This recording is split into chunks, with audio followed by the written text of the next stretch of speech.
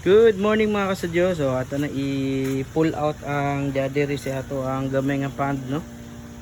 So gi kuan na gi sold out na ang diri nga batch. Then mo na sila. So nanatay buyer ani, no. So ato lang ibutang ang aerator para kuan. Kay balik-balikon ra nila.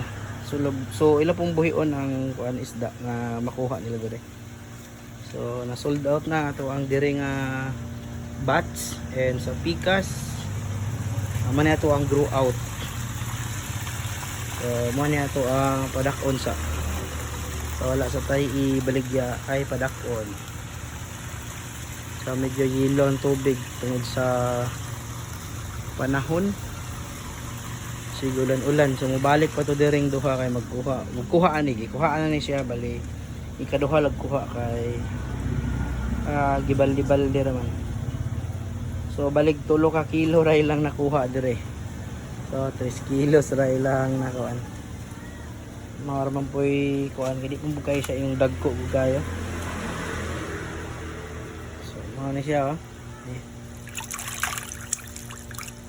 Oh, mo ni siya nga isda. Ini. Dagko na pod, pwede na maun-un. Okay. Fire.